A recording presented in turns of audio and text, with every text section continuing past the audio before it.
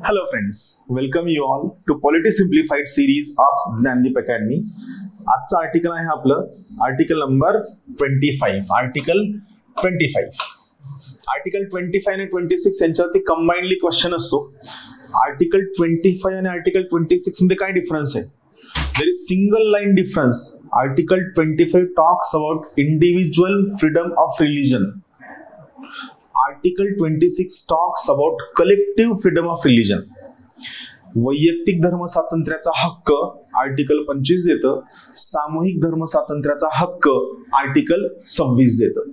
मग आर्टिकल 25 काय म्हणतं?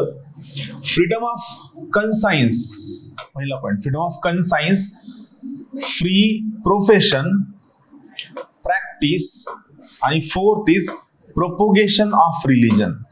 राईट, मी तुम्हाला मागे सांगितलं होतं article 15, 16, 19, 29, 30. Article 15, 16, 19, 29, 30. These are the only fundamental rights which are available only to the citizens of India. मात्र 15, 16, 19, 29, 30 हे 5 आर्टिकल जर सोडले तर other fundamental rights are available to any person whether he or she is citizen of India or not. Correct आहे? No, article 25 कशाबद्दल आहे? Theme सांगतो article 25 आहे इंडिव्हिज्युअल फ्रीडम ऑफ रिलीजन बद्दल. यामध्ये काय? Every person shall have freedom of conscience, profession, practice and propagation of religion. So basically article 25 तुम्हाला हे 4 महत्वाचे फंडामेंटल राइट्स देतं रिगार्डिंग रिलीजन. आपण याला थोडंसं डिटेलमध्ये पाहूया जे महत्वाचं आहे. आर्टिकल 25 काय म्हणतं? Subject to public order, morality and health. याचा अर्थ काय? तुम्हाला आर्टिकल 25 फंडामेंटल राईट देतं कशाचा? रिलीजनचा.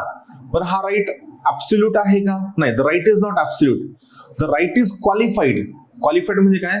On this right there are certain restrictions. काय रेस्ट्रिक्शन्स आहेत? Subject to public order,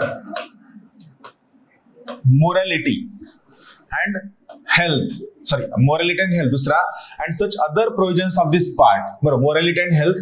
all persons are equally entitled. इथं शब्द काय आहे? All persons. सिटीजन बद्दल बोललेलं नाहीये, नॉन सिटीजन बद्दल बोललेलं नाही. All persons are equally entitled to the freedom of conscience. पहिला अधिकार काय? Freedom of conscience and the right to freely profess.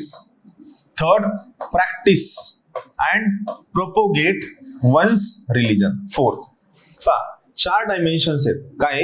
पहिला dimension article 25 talks about individual freedom of religion. दुसरं, आर्टिकल 25 4 इम्पॉर्टंट गोष्टी देतं. Freedom of conscience, profess, practice, propagate the religion. हे होत असताना, हे फंडामेंटल राईट यूज करत असताना देर इज अ रेस्ट्रिक्शन. काय रेस्ट्रिक्शन आहे? These fundamental rights are subject to public order आणि morality and health. So these 2 are exception. Public order आणि मोरॅलिटी अँड हेल्थ हे 2 एक्सेप्शन्स आहेत. आता आपण काय करूया? या वर्डचा मिनिंग समजून घ्या. पहिलं काय आहे? All person will have freedom of conscience of religion. Freedom of conscience. What is meaning of conscience? The simple meaning of conscience is inner voice. तुमचा आतमधला आवाज. बघा, लक्षात घ्या, तुम्ही आजकाल ते रील पाहत असाल. पहा, तुम्हाला एखादी गोष्ट चॉईस करायची तर तो रील मध्ये काय म्हणतो? सिक्का तो उछालो यारो. तुम्ही वर कॉइन फेकली की वर गेल्यावर तुमची इच्छा असते की हेड पडावं का टेल पडावं.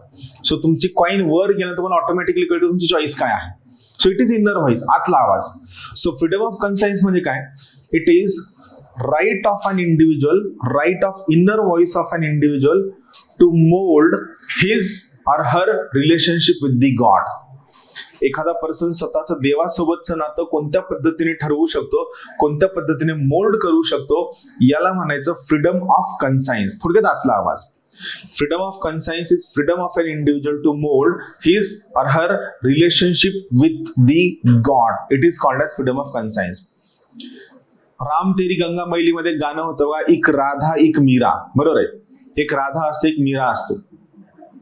दोघी जणी कॉमनर आहेत त्या स्क्रिप्चर नुसार. यांच्यासमोर एक गॉड आहे. God is Krishna. पण प्रत्येकीनं आपण आपलं नातं देवासोबत वेगळ्या पद्धतीने बनवलंय. राधा काय म्हणते की मी कृष्णाची प्रेयसी आहे. मीरा काय म्हणते? मी कृष्णाची दासी आहे. God is one but you have molded your relationship with the God in such a way that one person is saying that Krishna is lover for me, second person is saying Krishna is my master. So it is your freedom to mold your relationship with God, which is called as freedom of conscience. याला म्हणतात freedom of conscience. दुसरा right आहे right to profess freely. Profess म्हणजे काय? Declare. Every person shall have right to declare his or her religious belief. मी हिंदू आहे, मी मुस्लिम आहे, मी सिख आहे, मी ख्रिश्चन आहे. माझी काय रिलिजियस बिलीफ आहे हे मी ओपनली डिक्लेअर करू शकतो. माझा धर्म काय आहे हे मी ओपनली सांगत असेल याचा अर्थ मला त्या ठिकाणी कुणीही अडवू शकत नाही. मला कुणाची भीती बाळगायची गरज नाही की मी एका पर्टिक्युलर धर्माचा आहे आणि जर मी माझा धर्म सांगितला तर कुणाला अडचण होईल, कुणी माझ्यावर दबाव टाकून माझा त्रास देण्याचा प्रयत्न करेल का? बिलकुल नाही. फ्रीडम टू प्रोफेस म्हणजे everyone has freedom to declare his or her religious belief openly. That is freedom to profess. Third, freedom to practice. तिसरी गोष्ट, प्रत्येक पर्सनला स्वतःचा रिलिजियस बिलीफ, रिलिजियस प्रोसेसेस स्वतःच्या पद्धतीने करण्याचा अधिकार आहे. तुम्ही सत्यनारायणाची पूजा कोणत्या पद्धतीने घालावी, तुम्ही वास्तुशांती कशी करावी, हे सगळं करण्याचा फ्रीडम टू प्रॅक्टिस. तुमच्या ज्या रिलिजियस प्रॅक्टिसेस आहेत, ज्यांना तुम्ही रिलिजियस प्रॅक्टिसेस म्हणता, या रिलिजियस प्रॅक्टिसेस तुम्ही स्वतःच्या पद्धतीने घालू शकता. त्यावर कोणते रेस्ट्रिक्शन नाहीये. Freedom to practise religious practices. And fourth is freedom to propagate your religion. पण हे प्रोपोगेशन म्हणजे प्रसार कसा असावा? हा फ्री असावा. याचा अर्थ काय? तुम्ही ज्यावेळेस तुमच्या धर्माचा प्रसार करत आहात त्यावेळी तुम्ही ज्या व्यक्तींमध्ये तुम्ही धर्माचा प्रसार करत आहात त्या व्यक्तींना कोणत्याही प्रकारचं फिअर दाखवता कामा नये, भीती दाखवता कामा नये, किंवा तुम्ही त्यांना कोणत्याही प्रकारचं फेवर म्हणजे काय आमिष दाखवता कामा नये, कोणत्याही प्रकारचं फिअर दाखवता कामा नये, कोणत्याही प्रकारचं फेवर दाखवता कामा नये. आलं लक्षात? No fear no favour. मला सांगा, एखाद्या व्यक्तीला जर आपण भीती दाखवली आणि भीती दाखवून म्हणलं तू आमच्या धर्मामध्ये ये, तर आर्टिकल 25 उल्लंघन आहे. का? कारण आपण एखाद्या व्यक्तीला जर भीती दाखवून आपल्या धर्मामध्ये घेतलं तर ऑटोमॅटिकली कोणता फंडामेंटल राईट व्हायोलेट होतोय? Freedom of conscience of religion. कारण तो व्यक्ती त्याच्या आतल्या आवाजामुळे, कन्सायन्समुळे आपल्या धर्मात येत नाहीये. तो व्यक्ती काय होतोय? आपण त्याला दाखवलेल्या भीतीमुळे किंवा त्याला आपण दाखवलेल्या फेवरमुळे तो आपल्या धर्मामध्ये येतोय. आलं लक्षात? सो यामुळे काय की तुम्ही धर्माचं प्रोपोगेशन करू शकता, प्रसार करू शकता. हा प्रसार करताना कोणत्याही प्रकारचं फिअर दाखवता कामा नये, कोणत्याही प्रकारचं फेवर, आमिष दाखवता कामा नये. No fear no favour. आलं लक्षात? सो हा फंडामेंटल राईट आहे. Freedom of conscience, profess, practice, propagate religion. पण हे होत असताना दोन ऑब्जेक्शन्स आहेत, एक्सेप्शन्स आहेत. एक आहे पब्लिक ऑर्डर, दुसरा आहे मोरॅलिटी अँड हेल्थ. आता यात काही एक्सेप्शन्स आहेत, आपण ते पाहूया. आता हे काय म्हणतं बाई, ते लक्षात घ्या. Nothing in this article. पहा, परत मी तुम्हाला सांगतो, ज्या ठिकाणी नथिंग इन दिस आर्टिकल आहे याचा अर्थ काय? पहिला जो क्लॉज आहे त्याला हे काय आहे? त्याला हे एक्सेप्शन आहे. बरोबर आहे? काय आहे? एक्सेप्शन आहे. Nothing in this article shall affect the operation of any existing law or prevent the state from making any new law. म्हणजे पहिल्या क्लॉज मध्ये काहीतरी गोष्टी दिल्या त्यामुळे स्टेट नवीन लॉ करू शकत नाही असं बिलकुल नाही. स्टेट लॉ करू शकतं किंवा ऑलरेडी अस्तित्वामध्ये एखादा लॉ आहे यावर हे पहिला क्लॉज बंधन टाकणार नाही. पण हे लॉ कशाशी संबंधित असावे? म्हणजे स्टेट कशाच्या बाबतीत लॉ करू शकतं? तर state can make a law for regulation or restricting any economic, financial, political or other secular activity which may be associated with religious practices. तुमच्या रिलिजियस प्रॅक्टिसेस सोबत, रिलिजियस प्रॅक्टिसेसवर बंधन नाहीये, धार्मिक प्रथा परंपरांवर बंधन नाहीये, पण तुमच्या रिलिजियस प्रॅक्टिसेस सोबत जर समजा तुम्ही कोणत्याही प्रकारची इकॉनॉमिक ऍक्टिव्हिटी करताय, फायनान्शियल ऍक्टिव्हिटी करताय, पॉलिटिकल ऍक्टिव्हिटी करताय और एनी अदर सेक्युलर ऍक्टिव्हिटी करताय, तर यावरती आयदर जुन्या कायद्यामार्फत किंवा नवीन कायदा करून स्टेट बंधन टाकू शकतं. आणि या ठिकाणी बंधन टाकल्यामुळे मागच्या पहिल्या क्लॉज मधला एखादा फंडामेंटल राईट भंग होत असेल तरी सुद्धा या कायद्याला जास्त महत्व असेल दॅन युअर फंडामेंटल राईट. मी खूपदा सांगितलं की फंडामेंटल राईट आपल्याला अब्सोल्यूट नाहीयेत.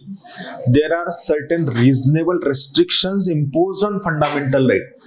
That is fundamental rights are qualified. There are reasonable restrictions impose on fundamental rights. पुढे काय म्हणतं पहा. See, providing for social welfare and reform or the throwing open of Hindu religious institution of a public character to all classes and sections of the Hindus. याच्या under सरकार काय करू शकतं, social welfare साठी किंवा इतर गोष्टींसाठी ऍक्टिव्हिटी करू शकतं, किंवा हिंदू रिलीजियस इन्स्टिट्यूशन ज्या पब्लिक कॅरेक्टरच्या आहेत या सर्वांसाठी खुल्या करू शकतं. हिंदू रिलीजियस इन्स्टिट्यूशन ज्या पब्लिक कॅरेक्टरच्या त्या सर्वांसाठी खुल्या करू शकतं. म्हणजे थोडक्यात काय, तुमचा इंडिव्हिज्युअल फ्रीडम ऑफ रिलीजन हा इंडिव्हिज्युअल फ्रीडम ऑफ रिलीजन आहे, पण रिलीजन ही तुमची प्रॉपर्टी नाहीये. Religion is not your property. यामध्ये स्टेट रॅशनल, लीगल, जस्ट आणि फेअर इंटरफेरन्स करू शकतं. आता पहा, इथं आणखीन काही महत्वाच्या गोष्टी सांगितल्या की the wearing and carrying of kirpan. Kirpan Sikh व्यक्ती स्वतःसोबत जे किरपान कॅरी करतात, जे त्यांचं धार्मिक हत्यार आहे, हे किरपान कॅरी करणं shall be deemed to be included in the profession of the Sikh religion. म्हणजे किरपान कॅरी करणं हे कोणत्याही पद्धतीने त्या ठिकाणी रेस्ट्रिक्टेड मानलं जाणार नाही. तुम्ही किरपान स्वतःसोबत कॅरी करू शकता. दुसरं, in subclause B of clause 2, the reference to Hindus shall be construed as including a reference to persons professing Sikh, Jain or Buddhist religion, and the reference to Hindu religious institutions shall be construed accordingly. म्हणजे आता या ठिकाणी पहा कशाचा reference आलेला आहे, second clause मधला जो सब क्लॉज बी आहे याच्याबद्दलचा रेफरन्स आलेला आहे. या ठिकाणी जेव्हा आपण इथं लक्ष द्या, पहा आपण पाहूया, या क्लॉज मध्ये जेव्हा आपण हिंदू हा शब्द युज करतो, या सेकंड क्लॉजच्या क्लॉज बी मध्ये हिंदू हा शब्द वापरतोय, तर पुढचा क्लॉज काय म्हणतो, या हिंदू मध्ये कोण असतील, या हिंदू मध्ये फक्त हिंदू नसतील, यामध्ये हिंदू सुद्धा असतील, सिख सुद्धा असतील, जैन सुद्धा असतील, बुद्धिस्ट सुद्धा असतील. कशासाठी, या पर्टिक्युलर प्रोव्हिजन साठी. याचा अर्थ चार धर्म एक आहेत असं बिलकुल नाहीये. प्रत्येक धर्म वेगळा आहे, प्रत्येक धर्माची आयडेंटिटी सेपरेट आहे. फक्त गोष्ट काय आहे, या ठिकाणी जेव्हा हे प्रोव्हिजन आपल्याला अप्लाय करायचं आहे, ते प्रोव्हिजन फक्त हिंदूंना अप्लाय न करता हे प्रोव्हिजन सिख धर्मियांना, जैन धर्मियांना, बुद्धिस्ट धर्मियांना या सर्वांना अप्लाय होईल. या ठिकाणी हिंदू हा जो वर्ड आहे, हा वर्ड काय अर्थाने घ्यावा, इथं हिंदू म्हणजे हिंदू, सिख, जैन आणि बुद्धिस्ट या अर्थाने घ्यावा. तर त्यांनी काय म्हणले की या पर्टिक्युलर केसमध्ये हिंदू हा वर्ड वापरताना सिख, जैन और बुद्धिस्ट रिलीजन या सगळ्यांना यामध्ये काउंट केलं जावं आणि यांच्या रिलीजियस इन्स्टिट्यूशन सुद्धा यामध्ये काउंट केल्या जावं. थँक्यू.